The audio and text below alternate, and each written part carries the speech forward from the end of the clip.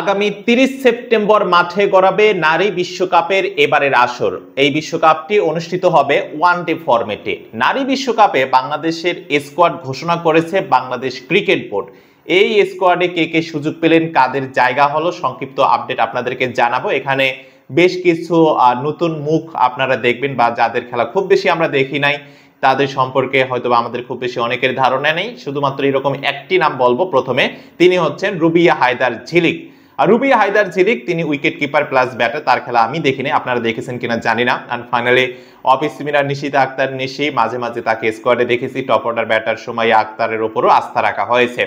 So finally বাংলাদেশের এই স্কোয়াডে যারা যারা সুযোগ পেয়েছেন তাদের মধ্যে অন্যতম হচ্ছেন বাংলাদেশের দীর্ঘদিন ধরে নেতৃত্ব দেওয়া নিগার সুলতানা জ্যোতি, দ্বিতীয়ত নাহিদা আক্তার। এই দুজনের একজন হচ্ছেন অধিনায়ক, অর্থাৎ নিগার সুলতানা জ্যোতি অধিনায়ক এবং নাহিদা আক্তার তিনি হচ্ছেন সহ অধিনায়ক। এরপর ফারজানা হক, রুবিয়া হায়দার ঝিলিক, শারমিন আক্তার সুপ্তা, সুবহানা মুস্তারিদ দুর্দান্ত একজন ক্রিকেটার। অপরদিকে Ritumoni, Shorna Akter, Fahima Khatun, Rabeya Khan, Marufa Akter, one of the best cricketer Bangladesh নারী দলের। সো ফাইনালি এর পরবর্তীতে রয়েছে ফারিহা ইসলাম তৃষ্ণা, সঞ্জিদা আক্তার মেঘলা, নিশিতা আক্তার নিশি ও সুমাইয়া আক্তার।